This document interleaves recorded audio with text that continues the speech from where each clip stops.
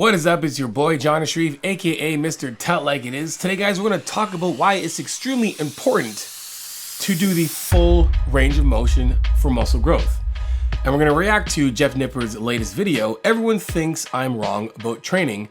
I'm going to tell you exactly why this video proves that I've been right the entire time. How does an exercise make it into the top? So I have 3 criteria. The first is high tension and high stretch. If I pull from here, I'm getting so much more of a lat stretch. You're gonna get this big stretch here, which you'll be able to see. I'm all on the stretch wave these days. But the thing is, not everyone agrees with me. Base giant creator has been obsessed with the stretch. You know, this new wave of training that everyone's in. Yes, it's very common now that a lot of people are taking the lengthened contraction as the end-all be-all. Channels like Jeff Nippard, Dr. Mike, even myself, I've mentioned and said it's important for the full range of motion and the lengthened contraction, meaning when you've lowered the weight and the bicep is under a stretch, right? A stretch is this. Tricep, the stretch is like this. Chest, the stretch is like this. Shoulders, the stretch is like this.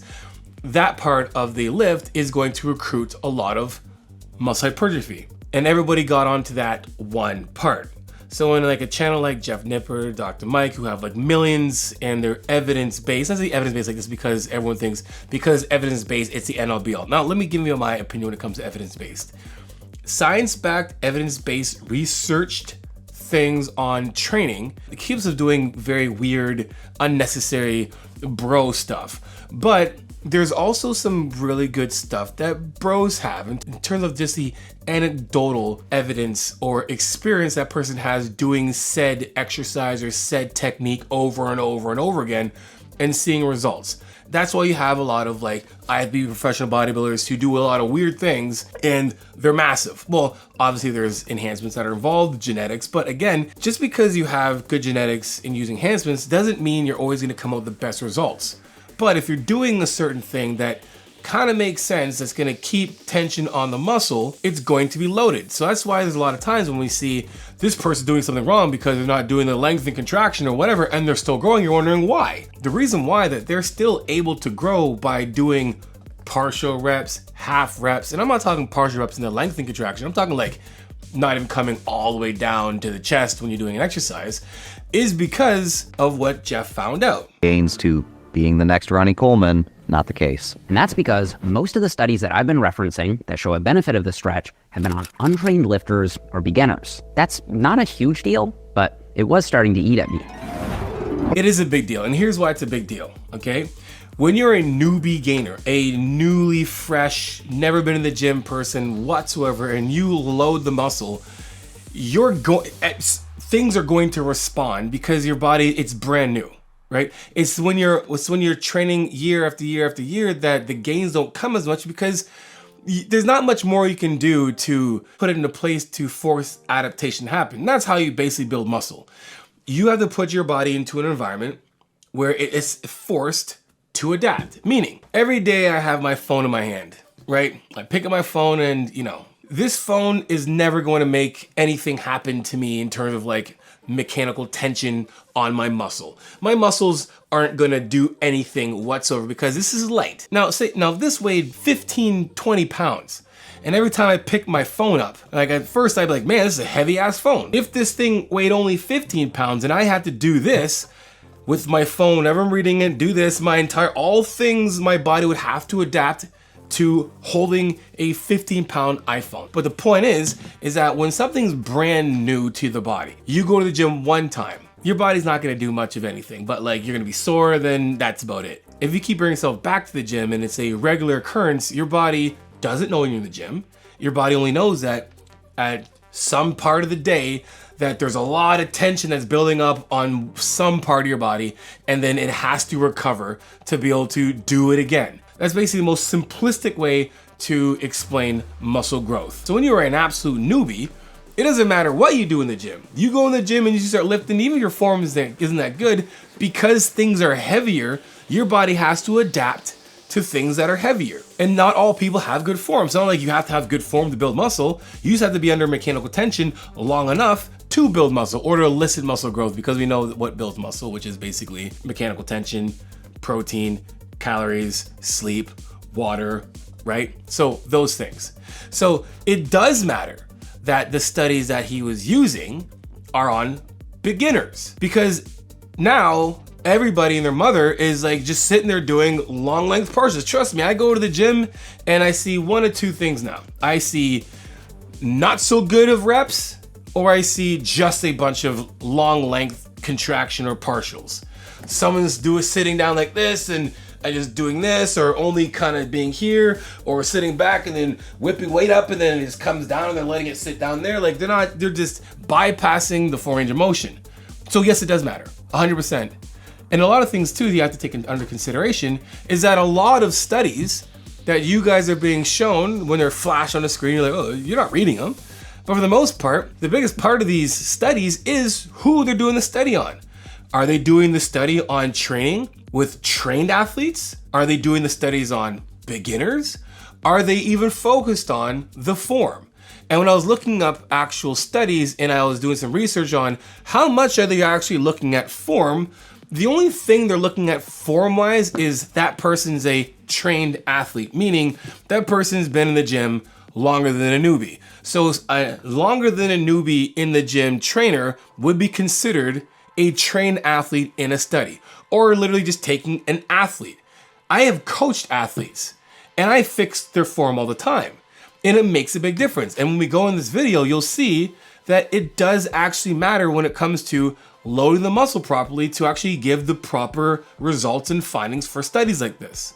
So let's continue. Whenever I see a video like that of Jeff Nippard, I listen, but I'd rather hear it go hard. Science this, science that, science. I'm starting to worry that maybe I was overhyping the stretch. Sure, the same mechanisms that drive muscle growth in beginners should also apply to experienced lifters, but without a good study on well-trained subjects, it's hard to say for sure.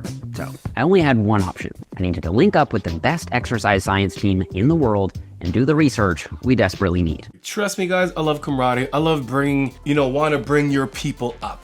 But to say the best in the entire world and it just ends up being your circle of research friends is very misleading. Because for every research study that one person does, there's a counter research study that somebody else is doing that might have just as valuable information that can help your training. Don't get me wrong. This study was actually genius. I thought it was absolutely amazing. I think it takes complete accountability and making sure that you're putting out the right information. And that's what I see from this video.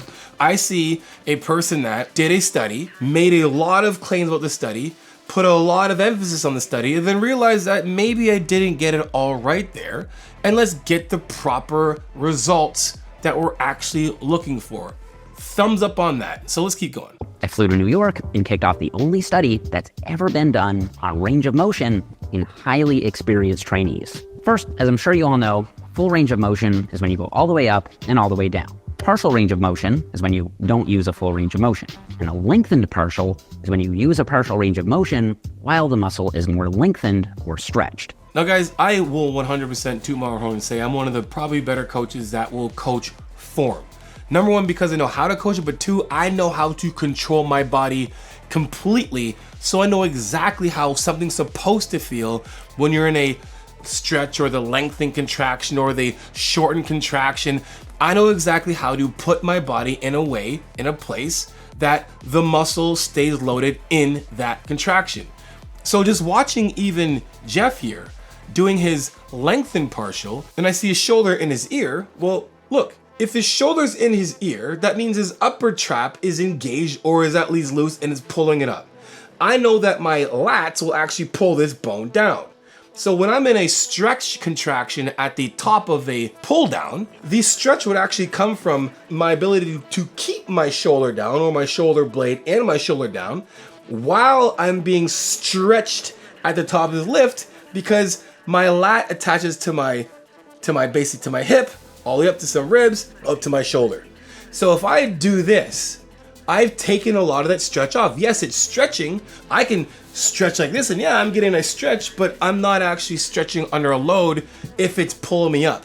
That actual stretch is gonna happen with me being able to make space between the ear and the shoulder and keeping it down while the weight's coming up, and then it's getting stretched. There's a big difference between this and this. So when somebody's stretching the muscle and they're doing studies on you know, full range of motion and making sure that the muscles are being loaded properly, their things can be skewed because of a lot of things like little form adjustments. That will make a big difference in terms of showing the study of what part of the contraction actually has the most importance. Whenever I say shorten partials, you should be thinking big squeeze. And whenever I say lengthen partials, you should be thinking big stretch. Now, to get everyone up to speed, before starting our study in New York, there were 5 studies comparing shortened partials to lengthened partials. Lengthened partials cause significantly more muscle growth every single time. And there were also 5 studies comparing lengthened partials to a full range of motion. Lengthened partials cause significantly more muscle growth 4 out of 5 times. Together, this is strong evidence that focusing on the stretch should cause the best gains. So, why are some people so skeptical? Well, one theory the skeptics have been saying is that the only reason lengthened partials seem to work so well is that they're causing something called sarcomere addition. So what I want to do is just kind of go through the video a little bit and show you what I mean by some of the findings could be skewed by form. We're looking at a lengthened contraction in this. So we have one person here who's doing the full range of motion on the left side, and then we have the same person doing the partial. Now the full range of motion on one side looks like that, and the other side you can see that he's like this and like this, and trying to do a lengthened contraction. The lengthened partial in a vertical chest press machine, to make sure that this is getting the load, we want to make sure the shoulder stays down just so everything can come back and push forward. Anyone to argue and say that this is completely fine to push is just completely lying and trying to make excuses for bad form. So you can already see here that the form is a little off. Now, that's not the main part of this. It's just to show you guys that when it comes to studies with people that are trained athletes, they make the same mistakes as some clients that I get that are brand new. So you have to always take these things with a grain of salt. Now, let's just get to the findings and get to the point I'm trying to make in this entire video. On the net aggregate of muscle hypertrophy, should you still be biasing the majority of your training into lengthened position? Yes. So, with these leaders from the scientific community behind us, we started our study. Right, it's just even there, right? He's doing a lengthened or a partial lengthened contraction. This is not good. That's not, like, you know what I'm saying? Like, if you're looking at this, All 30 subjects. the person's shoulders up. You can even see that the chest isn't down. That just you can see this in the side of the shoulder. We're not getting all things. Then we have someone sitting all the way back doing this. Like, you can see the difference, right? These are well-trained athletes that are doing a study to prove otherwise, that either the full range of motion is more important or the length of contraction is more important. And every exercise I've seen so far, if I was coaching them in person, I would have to adjust their form so they can actually get that load on the muscle that they're actually trying to target, not just some, more. Now, And after a really intense, carefully monitored 8 weeks of training, the results were in. So I asked Dr. Pack and Dr. Wolf to present the findings to me on a graph. So here on the whiteboard, you can see that on the y-axis is muscle growth, and on the x-axis are the 2 conditions. So the full ROM side and the lengthened partial side. Let's do it. The hype! 6.6%. Trained lifters, 8 weeks. Show me the money.